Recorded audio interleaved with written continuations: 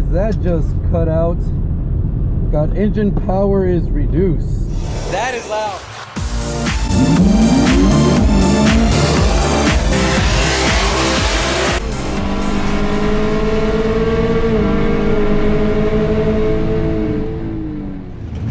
What is going on, guys? Welcome back to the channel and welcome back to another video, and we are back at the track again, so let's see what we can do. All right, guys, now before we get to the video, I want to give a huge shout out and thank you to each and every one of you guys that support the channel. Thank you guys for watching the videos and enjoying the videos. I hope this content really helps you guys out. And if you guys haven't, make sure to hit the like button if you like this content. Consider subscribing and hit that notification bell so you can stay up to date with all of my videos. All right, now we just got here, we're teched in, and literally just got here. Car is burning up hot. I didn't even pop the hood up because obviously it doesn't really matter, especially if we get a hot lap in right now, which we looks like we'll be getting. And just a quick overview, guys, for those of you guys that are maybe watching this for the first time, this is basically just an intake and E85 only car on a tune with the drag pack and the passenger seat removed. So very simple setup. And we've gone as fast as a 1033 and a 1038, so we've been 10.3s twice. So it's pretty good, really good car in about mid 2000, 2500 DA. Right now we're just gonna go ahead and set the data log up and everything so that we can go ahead and get our first run in. We're not gonna ice it down or anything, just like every other run that we've done when we've been at the track. First run, we'll go ahead and just run it as is off the street, so that way it can show you guys just how much of a difference cooling it down makes. So let's go ahead, get everything ready, and I'll catch you guys on the first run. Let's do this.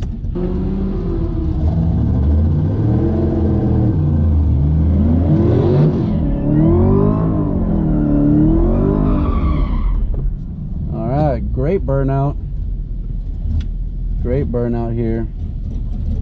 Back in drive. Let's see how we do.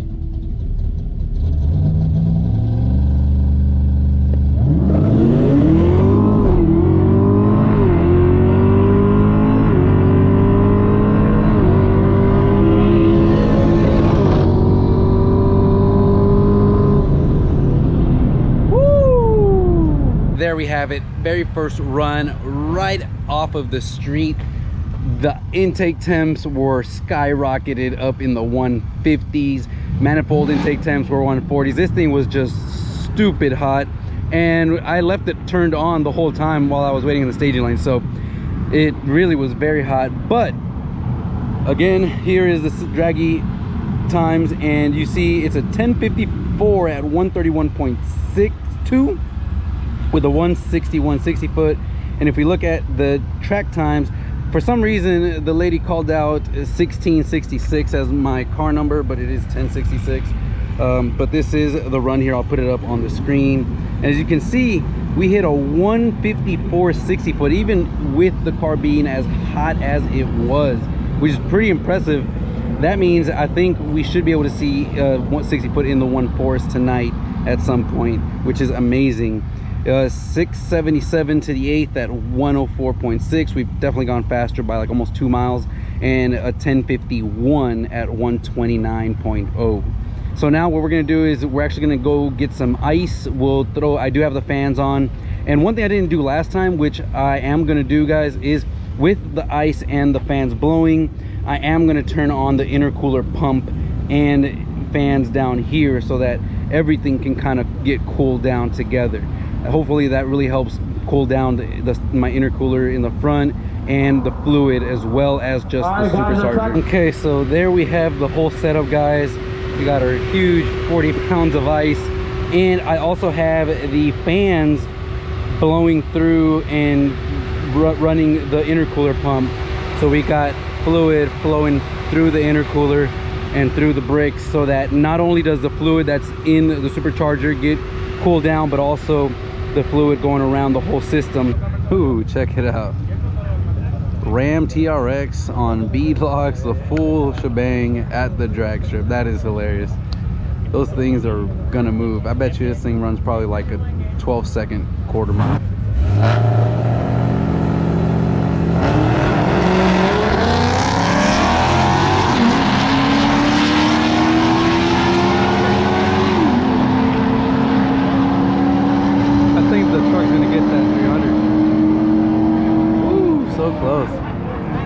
13.0, so pretty much right there, almost a 12-second pass. Check out this Mustang here. Looks like we got a Gen 3 Whipple. Talk about trying to save some weight. No front bumper, no hood, full drag pack. It does have a parachute. Yeah,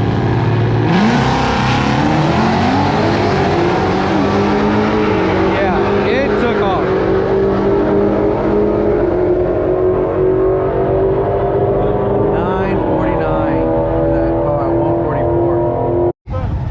Next we also have Brian Mason. You guys know him as B Mason on YouTube. So Brian's car is basically just drag pack and tune. It's on 93, not even on E85, and that thing runs amazing. Literally stock pulley, stock everything, just drag pack and a tune, and it is moving. We got a turbo 5th gen. That 5th gen though, look like it's a manual too. 10.0 for the 5th gen, 10.56 for Challenger, 127, 128 on the mile an hour. Wow. Alright guys, Justin Johnson and his pretty much 8 flats.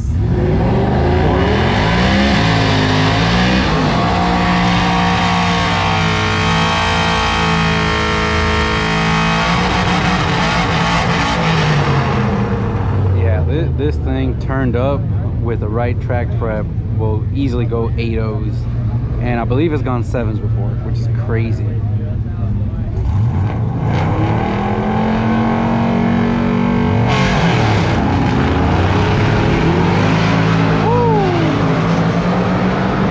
Yeah, he is moving. 816 guys, and at 165. Whew. This thing is pretty much halfway through the battery, but man, this is already condensating. It's nice, cool to the touch. So we'll go ahead and take that bag of ice out, put this up, and go get in the lanes. It'll let it cool down a little bit more, and hopefully we get our good pass here tonight, guys. Let's do this. All right, so I'm gonna go ahead and get a good burnout here. And everything's looking good. Great IATs, great everything. Let's see what happens.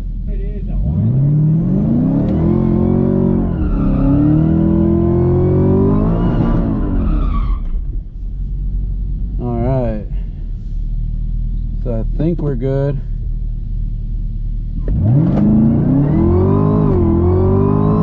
Oh yeah.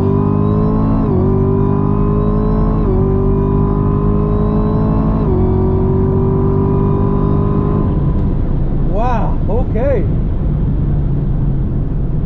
All right. That felt really good. So that was the second run. The car was much more cooled down, and right now, as you guys heard, it actually makes a big difference from being heat soaked and then actually getting a cool run by a tune of almost full 1/10 and a half to almost 2/10. So here we've got the draggy. I'll post it on the screen. It went a 1040 flat at 132.6, which is actually about a mile and a half faster than the heat soaked run. And if we look at the actual drag strip time, you can see our 50 foot went from a 154 to a 1509, which is actually still slower than before. So I'm not, obviously different days, different conditions. It's super humid, guys. The humidity is at 85%, 82 degrees, 30.0 inch HG. I'm not sure what that means for those of you guys that do more DA stuff. It says about 2300 DA, but super humid. I'm not sure, you can't really compare, but it did go the same as, almost the same as before. Again, a 1500 is the best, 1509 what we did now. 667 to the 8th at 105.9, which is pretty much right there. 106 is what this car does. And then a 1037 at 130.3. It's gone 131 before, so the car is down on mile an hour slightly, a smidge, but so are a lot of other cars out here, guys. Justin's Mustang that we've seen run out there before usually traps about 171 with the tune that he had on there, and his car went 165, I believe. So he was down 6 miles an hour. And so to only be down about a little less than a mile or a mile is actually probably maybe a good sign that the tune and the changes that we made are actually working. The car is doing really, really well. And I'm still really happy, guys, to be running 10.3s in this weather. It's crazy. I'm like sweating just being out here. Mach 1 and left lane.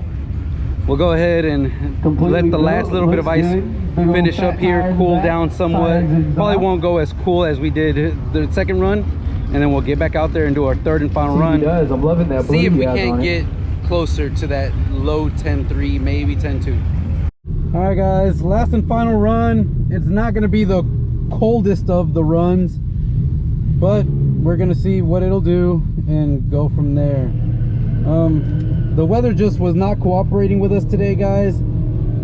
It is really humid, really hot, but to still be able to run the 10.3s in the same times is pretty awesome, pretty good. I'm happy with that.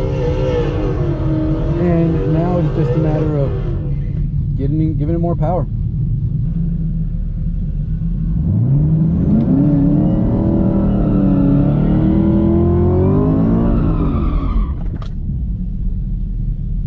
Did a good burnout.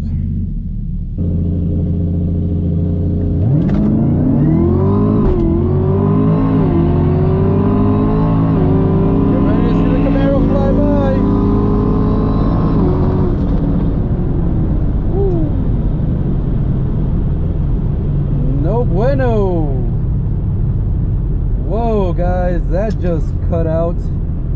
Got engine power is reduced. And a check engine light. Whoa, okay. Well, that's not good. Almost had a huge scare there, guys. Man. So, the ZL1 completely went to reduced engine power mode right at the end, right before the traps, guys. It was going on a really good pass, and it just killed all the power. So it wouldn't even like let me accelerate really that much. I had to really get on the floor, on the throttle, to get it to accelerate. We're still moving and everything, and managed to get it here and went over the logs and didn't really see anything. The logs, there was no knock, no nothing. The only thing I did see was the fuel pressure had dropped, and I think I know why. So I've been running the intercooler pumps along with the fans on the car with the ice on top and the shop fan to kind of get some fluid circulating.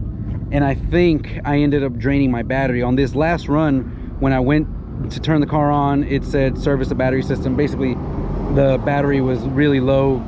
And I think what happened was, once we took off, it took off great, had really good pressure, and then after second gear, the fuel pressure just dropped. It was it didn't drop completely, but it was in the mid 50s. So we were commanding, you know, 70 something psi for the low side and about 3,500 on the high side, and it was only running about 56 on the low side and 2,500 on the high side. So it was running lower on fuel. Luckily we are on E60 blend, and this thing doesn't have crazy amount of timings. There was no knock, no nothing. So looks like we're good to go, but the car did decide to shut off basically right at the end when it noticed that the pressure wasn't dropping back up again. I cleared the codes and there's no check engine light. Everything looks like it's good to go now. So I think lesson learned here is make sure your battery is nice and charged. I think I pretty much drained this thing. Luckily I have a nice long drive home, so the alternator will go ahead and be able to charge the battery on the way home. But it's lessons learned, guys. Don't drain your battery down. Let's talk about those passes and what we ran on the last one again. So if we look at the draggy, guys, the draggy says we did a 1048 at 123.8, so basically a 124, which is way lower, 6 miles an hour slower, and it still did a 1040, which is pretty awesome. 157 60 foot. And then let's look at the time slip from the track, and a much slower 60 foot, a 151.9, so it wasn't gonna run much faster. It probably might have done like a 1039 or a low 1040, but then it did a 669 at 105 and then a 1045 at 122.4 for the mile per hour at the track. So yeah, the car just nosedived at the end, guys. Probably would have gone to another 10.3, but in any case, guys, it is what it is. Probably won't be running the intercooler fans and pumps at the same time, because we know that'll drain the battery, and these cars are very finicky when it comes to the voltages and all that, and so we need to make sure we keep all that in check. But anyways, guys, with that being said, whew, what a way to end this video.